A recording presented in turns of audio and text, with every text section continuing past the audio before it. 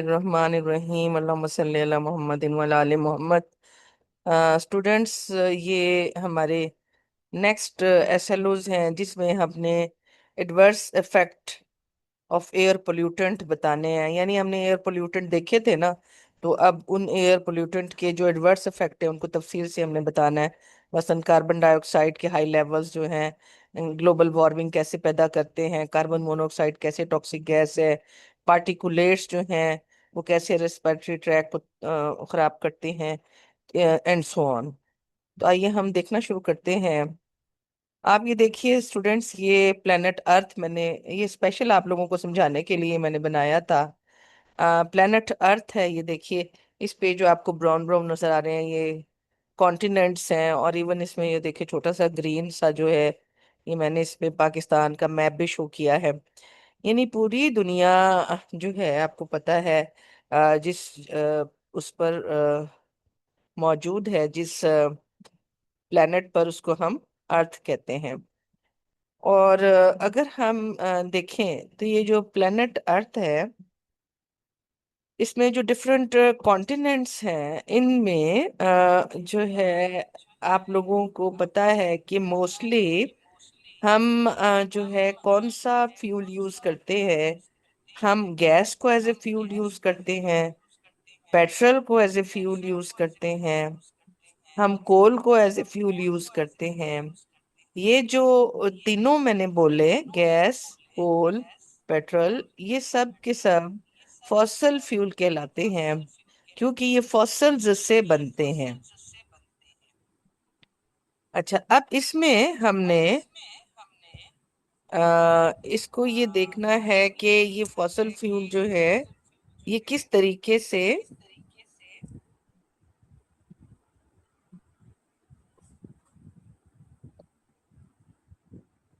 काम करते हैं। फॉसल फ्यूल जब बर्न होता है ना, तो कार्बन डाइऑक्साइड गैस प्रोड्यूस होती है, और इसके साथ साथ जो है आपको पता है कि घरों में भी हम गैस यूज कर रहे होते हैं। इसी तरह होम्स में भी इस्तेमाल हो रही, घरों के अलावा सॉरी फैक्ट्रीज में भी इस्तेमाल हो रही है। इसी तरह ट्रांसपोर्टेशन के लिए भी हम फॉसल फ्यूल या यूज कर रहे हैं। इन सब में जो प्रोड्यूस हो रहा होता है, यानी आपको एनर्जी तो मिल जाती है बर्निंग के नतीजे में, लेकिन साथ और क्या चीजें प्रोड्यूस हो रही होती हैं? Carbon dioxide and water and nitrogen की ऑक्साइड, सल्फर ऑक्साइड, जैसे हमने पहले कहा, ये सब फॉसल फ्यूल के बर्निंग से पैदा होती हैं। अच्छा, अब ये कार्बन डाइऑक्साइड देखें जो पैदा हो रही है सारे जगहों पे, चाहे वो घर हैं, फैक्ट्रीज हैं, ट्रांसपोर्ट व्हीकल्स हैं, तो ये सारे के सारे कहाँ जा रही है? ये एयर में जा रही है कार्बन डाइऑक्साइड, एटमॉस्फेयर में जा रही है। ठीक है। अब इसी तरीके से कार्बन डाइऑक्साइड गैस जो है, हम सब जितने भी एनिमल्स हैं एंड ह्यूमंस हैं, आपको पता है कि जब हम सांस लेते हैं, ब्रीदिंग के दौरान हमारे क्या होता है? हम जब हम ब्रीथ कर रहे होते हैं, हम ऑक्सीजन अंदर लेके जा रहे होते हैं, और कार्बन डाइऑक्साइड हम एक्सहेल कर रहे होते हैं, बाहर निकाल रहे होते हैं ना। तो यानी हम सब भी कार्बन डाइऑक्साइड को फिजा में भेजने का सबब बनते हैं। अब आपको फिर एक और बात पता है, आप लोगों ने बचपन से पढ़ा हुआ है कि फोटोसिंथेसिस, यानी जब प्लांट फूड बना रहे होते हैं सनलाइट की मौजूदगी में, तो उस वक्त कार्बन डाइऑक्साइड गैस इस्तेमाल हो रही होती है। यानी अब हमने देखा दो तरीके से कार्बन डाइऑक्साइड गैस प्रोड्यूस हो रही थी, यानी जमीन पे से एटमॉस्फेयर में जा रही थी। लेकिन एक तरीका ये है जिसको हम फोटोसिंथेसिस कहते हैं, इसमें कार्बन डाइऑक्साइड को प्लांट्स यूज कर रहे होते हैं। और इसमें अब क्या हो रहा है कि ये एटमॉस्फेयर से दोबारा जमीन पर मौजूद जो प्लांट्स हैं इसको यूज कर रहे हैं। तो देखिए अब ये एटमॉस्फेयर से इस्तेमाल हो रही है प्लांट्स के लिए, इसलिए एरो अंदर की तरफ हो गए, पहले बाहर की तरफ जा रहे थे। अच्छा, अब इसमें आप ये देखेंगे कि ये मैंने दो डबल एरोज शो किए हैं। अब कार्बन डाइऑक्साइड देखिए एटमॉस्फेयर में जा भी रही है, और एटमॉस्फेयर से दोबारा आपके प्लेनेट पे आ भी रही है। अब जा किन जरा ऐसे रही थी, आपने देखा था कि वो सारा फॉसल फ्यूल की बर्निंग जो थी, हम जो एक्सेल करते हैं, ठीक है, इस तरीके से एटमॉस्फेयर में जा रही है। लेकिन वापस कैसे आ रही है, अभी हमने देखा प्लांट्स इसको फोटोसिंथेसिस के जरिए लाते हैं। लेकिन आपने देखा है कि जो जा रही है एटमॉस्फेयर में वो ज्यादा है, इसलिए रेड एरो बड़ा है। लेकिन क्योंकि प्लांट्स कम है जमीन पर, इसलिए कम जो है वो इस्तेमाल हो रही है। तो इसका मतलब ये हुआ कि एटमॉस्फेयर में कार्बन डाइऑक्साइड की अमाउंट ज्यादा है क्योंकि ज्यादा जा रही है। अच्छा, अब हम देखते हैं। अब ये देखिए, रेड एरो मैंने बताया था ना कि ये एटमॉस्फेयर में जा रही है प्लान अर्थ से, और एटमॉस्फेयर से ये येलो एरो शो कर रहा है प्लेनेट अर्थ पे वापस भी आ रही है। प्लांट्स की को फोटोसिंथेसिस में इस्तेमाल करना होता है। लेकिन ये जो नेचुरल बैलेंस है ना, ये डिस्टर्ब किया हुआ है हम इंसानों ने, क्योंकि हम बहुत ज्यादा प्रोड्यूस कर रहे हैं कार्बन डाइऑक्साइड। देखें, हम स्टूडेंट्स क्या कर रहे हैं, हम हर यानी छोटी सी बात पे हम क्या जाते हैं, गाड़ी में जाते हैं। अब गाड़ी में जब जाते हैं तो क्या होता है, क्या होता है, कंबस्टन में कार्बन डाइऑक्साइड प्रोड्यूस होती है। इसी तरीके से हम इंसान जो है, अब वो ताज़ा फ्रूट और सब्जियां तो खाते नहीं है, हर चीज़ हमने कुक करके खानी है। इस तरह हमारी बहुत सी चीजें फैक्ट्रीज में बन रही होती हैं। तो ये ह्यूमन एक्टिविटीज की वजह से क्या है, एटमॉस्फेयर में कार्बन डाइऑक्साइड ज्यादा जा रही है। और जबकि प्लांट्स कम होने की वजह से, ठीक है, पौधों के दरख्तों के कम होने की वजह से ये कम जो है प्लेनेट पर वापस आ रही है। तो इस वजह से आप देखिए, जमीन के इर्द गिर्द हमारे क्या है, ये तमाम ऑक्साइड जो फॉसिल फ्यूल के बर्निंग की वजह से पैदा होते हैं, जिसमें कार्बन डाइऑक्साइड मेन है। उसके अलावा अगर गैस जो है अनबर्न निकल आई है तो कार्बन डाइऑक्साइड के अलावा मीथेन गैस भी निकल आती है। इसके अलावा वाटर तो प्रोड्यूस ही हो रहा होता है कंबस्टन के दौरान, वो भी आ रही होती है। इस तरह नाइट्रोजन के कुछ ऑक्साइड्स भी क्योंकि वही बर्निंग के दौरान फॉसल फ्यूल की, वो भी प्रोड्यूस हो रहे। तो ये सब क्या बना लेते हैं एटमॉस्फेयर में, ये जमीन के इर्द गिर्द एक आप देख रहे हैं इन्वेलप सा बना लेते हैं। ठीक है, एक थैली सी हो जाती है जमीन के इर्द गिर्द। तो अब जो है ये कार्बन डाइऑक्साइड जो है वाटर वेपर है, ऑक्साइड ऑफ नाइट्रोजन है, ये क्लोरोफ्लोरोकार्बन्स हैं, मीथेन है, ये सब मिलकर ग्रीन हाउस इफेक्ट पैदा करते हैं। अब ग्रीन हाउस इफेक्ट उसको हम डिटेल में आगे देखेंगे कि वो क्या है। ठीक है, ग्रीन हाउस इफेक्ट क्या है, radiations of shorter wavelengths are reflected by the earth. यानी जमीन की तरफ ये जो रेडिएशंस आ रही है ना सूरज से, ये इनकी वेवलेंथ, ये कुछ ज्यादा बड़े वेवलेंथ की होती हैं, कुछ छोटी वेवलेंथ की होती हैं। जो छोटी वेवलेंथ की रेडिएशन होती है ना, ये तो जमीन से आती हैं, तो जमीन से टकराकर वापस भी निकल जाती हैं। अच्छा, लेकिन जो रेडिएशंस हैं लार्जर वेवलेंथ की, ठीक है, वो जमीन से टकरा कर ये देखें, ये आ रही हैं, मगर ये वापस नहीं जा निकल पा रही, क्योंकि इनको किसने एब्जॉर्ब कर लिया है, कार्बन डाइऑक्साइड गैस ने एब्जॉर्ब कर लिया है, ये बाहर नहीं निकल पा रही ना यहाँ से। तो ये जो इन्वेलप था ना, इसमें जो गैसेस का सबने मिलके इसको, जो लार्जर वेवलेंथ की रेडिएशन थी, इनको बाहर नहीं जाने दिया, लिहाजा ये क्या हो गई हैं, ये ट्रैप हो गई है यहाँ पर। तो अब यहाँ पर क्योंकि आप देख रहे हैं कि लार्जर वेवलेंथ जा नहीं पा रही, लिहाजा जमीन के इर्द गिर्द का एटमॉस्फेयर जो है आहिस्ता आहिस्ता गर्म हो जाता है। इसको हम ग्लोबल वार्मिंग कहते हैं। अब क्या है global warming? It is the phenomena of a gradual increase in the average temperature of the Earth's atmosphere. The main cause for this environmental issue is the increased volume of greenhouse gases. मैंने अभी आपको बताया कि increased volume कैसे हुआ green house gases का, fossil fuel की burning की वजह से। ठीक है, और इसकी वजह से उन्होंने लॉन्गर वेवलेंथ को वापस नहीं जाने दिया, जिसकी वजह से वेवलेंथ है ना, आप सूरज में जब बैठे, ठीक है, आपको गर्मी लगना शुरू हो जाती है ना सूरज की रोशनी में बैठने से। तो वेवलेंथ जब जमीन पे मुस्तकिल वहां से वापस नहीं जा रही, ट्रैप होती जा रही हैं, तो उसकी वजह से जमीन का जो है टेम्परेचर प्लेनेट अर्थ का बढ़ता जा रहा है। इसी को हम ग्लोबल वार्मिंग भी कहते हैं और ग्रीन हाउस इफेक्ट भी कहते हैं। अब इससे क्या क्या मसला होता है? डिफॉरेस्टेशन जो है, डिफॉरेस्टेशन इसकी रीजन है।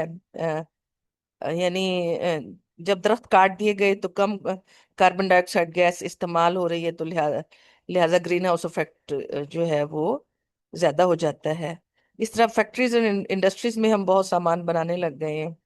इसकी वजह से क्या हुआ है, ज्यादा ग्रीन हाउस गैसेस पैदा होना शुरू हो गई हैं। इसी तरह ओजोन की जो है लेयर, वो कुछ हमारे ऊपर से हल्की हो गई है, तो इसलिए सूरज की जो है रेडिएशन ज्यादा आसानी से आ जाती हैं और इस तरीके से अर्थ को वार्म करती हैं।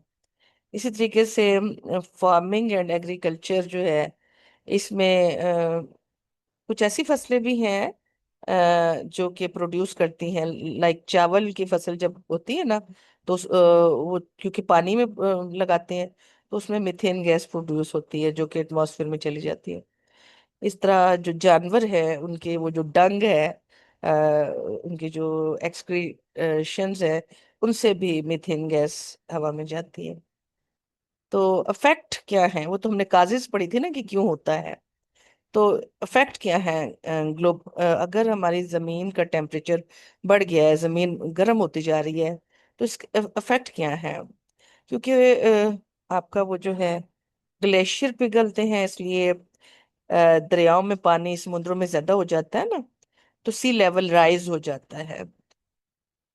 तो सी लेवल देखिए राइजिंग के लिए एक इन्होंने ऐसी ख्याली तस्वीर बनाई हुई है। अच्छा, इस तरह एक्सट्रीम वेदर, यानी एक्सट्रीम वेदर का मतलब ये है कि बहुत ज्यादा गर्मी, स्ट्रोम, तूफान, hurricanes, heat waves and heavy rainfalls होते हैं इस वजह से ही, क्योंकि जमीन गर्म ज्यादा हो गई है। अच्छा, इसी तरीके से टेम्परेचर जो है, हम ऑलरेडी बता चुके हैं कि विंटर्स अब उतनी ठंडी नहीं रही, गर्मियां ज्यादा गर्म हो गई हैं अलबत्ता। इसी तरीके से ग्लेशियर्स जो हैं वो मेल्ट हो रहे हैं। जरा टेम्परेचर जमीन का अब गर्म होता जा रहा है, तो जो बर्फ जमी रहती थी जमीन हायर, आपको पता है हाइटेड एरियाज में, पहाड़ों के ऊपर, तो वो अब क्या है, पिघलना शुरू हो गई है। और वो फिर ज्यादा आकर मेल्टिंग ऑफ ग्लेशियर से क्या होता है, फ्लड आते हैं, समुद्रों में पानी का लेवल हाई हो जाता है। एंड इस तरीके से ये अचानक जो है फ्लडिंग का सबब बनते हैं। इसी तरह ये एनिमल्स एंड प्लांट्स को कैसे नुकसान पहुंचाता है, जाहिर है ज्यादा टेम्परेचर की वजह से।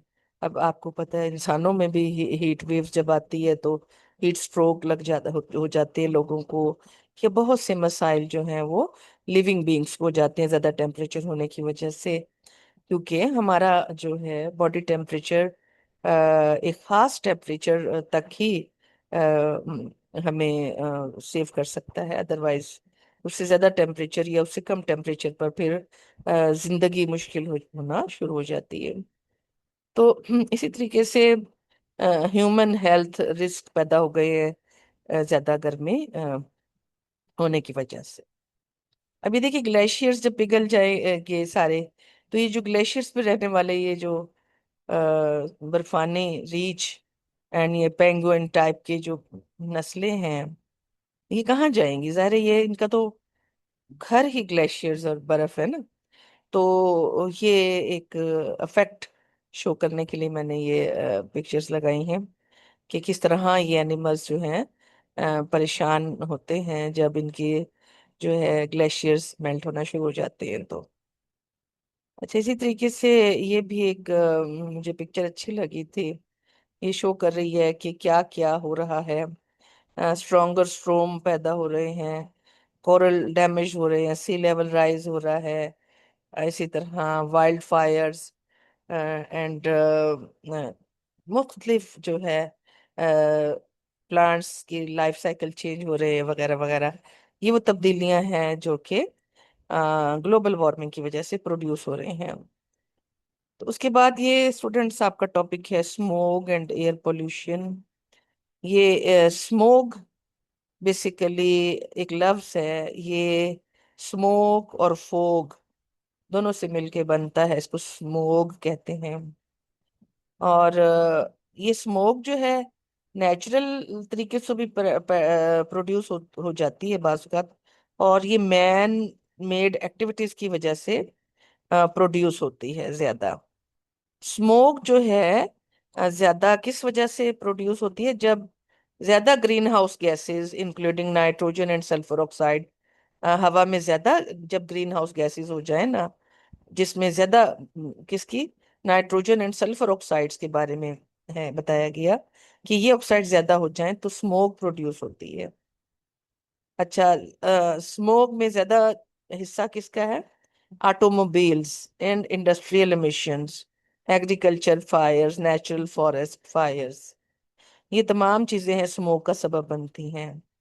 ठीक है, अब स्मोक कैसी होती है ये देखें आप। ये पीला पीला सा आपका एटमॉस्फेयर हो जाता है और आपको लग रहा होता है कि शायद कोई बादल या बारिश या तूफान सा आने वाला है। ऐसा नहीं होता, बल्कि ये स्मोक होती है जो एटमॉस्फेयर को येलोइश सा कर देती है।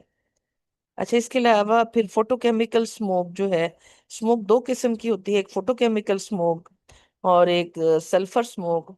फोटोकेमिकल स्मोक की रीजन नाइट्रोजन ऑक्साइड अगर ज्यादा होता है इसकी वजह से होती है, इसको समर फोक भी कहते हैं। ठीक है, ये जो है कैसे बनती है? जब nitrogen oxide and organic compounds आपस में रिएक्ट कर जाते हैं सनलाइट की मौजूदगी में। ठीक है, तो एक सेकेंडरी पोल्यूटेंट बनता है जिसको ओजोन कहते हैं। तो ये ब्राउन ब्राउन सा आपका एटमॉस्फेयर हो जाता है। अच्छा, सल्फर स्मोक कब बनती है? जब वहां पर ज्यादा जो है एयर में सल्फर के ऑक्साइड ज्यादा हों। और जो है ये क्या है, ये आमतौर पर ये स्मोक जो है एग्रीवेटेड हो जाती, बढ़ जाती है ज्यादा डैम्पनेस से and high concentration of suspended particles.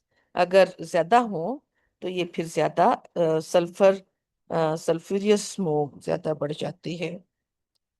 ठीक है जी। अच्छा, अब इसी तरीके से आ, हमने ये देखना है कि ग्रीन हाउस इफेक्ट जो है ये कैसे ग्लोबल वार्मिंग काज कर रहा है। एंड सिमिलरली हमने absorption, reflection and emission of thermal energy को भी समझना है। तो इसमें आप देखिए अगेन ये अर्थ है आपकी, और ये इसका एटमॉस्फेयर है, और ये सूरज है। और सूरज से देखें ये रोशनी, ये रेडिएशन आती हैं और फिर रिफ्लेक्ट होके वापस भी जाती हैं। और carbon dioxide, methane and water vapours नए एटमॉस्फेयर में मौजूद हैं। तो यहाँ पर ये क्या करते हैं, ये जो रेडिएशन वापस जा रही है इसमें से कुछ हिस्से को रोक लेते हैं। ठीक है, ये जो इन्होंने कुछ हिस्सा रोका है ये हमने येलो एरो शो जो वापस आ रहा है करती है। और कुछ हिस्सा चला जाता है, कुछ वापस रह जाता है। और टेम्परेचर ऑफ द अर्थ जो है वो इंक्रीज होना शुरू हो जाता है। अच्छा, अब यहाँ पर ये आपको बड़ा गौर से देखना है कि सूरज से रोशनी जो आ रही है, रेडिएशंस, ये दोबारा हम ये जमीन से टकरा कर वापस भी जा रहे हैं। तो जब नॉर्मल होता है तो ज्यादा एनर्जी वापस चली जाती है टकरा के। ठीक है, और थोड़ा जो है वो जमीन की तरफ वापस आ जाती है एटमॉस्फेयर में जो चीजें मौजूद थी उनकी वजह से। लेकिन अगर हम बहुत ज्यादा कार्बन डाइऑक्साइड, बहुत चीजें उसमें ऑक्साइड्स प्रोड्यूस कर देते हैं, डिफरेंट पोल्यूटेंट, तो क्या होता है? सूरज जो रोशनी, रेडिएशन सॉरी भेजता है, ये रेडिएशन जो है, सूरज जो रेडिएशन भेज रहा है, ये ज्यादा रेडिएशंस क्या है, ये वापस जो है क्या हो रही हैं, जा नहीं पाती, ज्यादा क्या हो जाती हैं, री एमिटेड हो जाती हैं, यानी ज्यादा मौजूद रहती हैं और थोड़ी जो है वो बाहर एस्केप करती हैं, जिसकी वजह से क्या होगा, अब जमीन का टेम्परेचर जो है वो बढ़ जाएगा।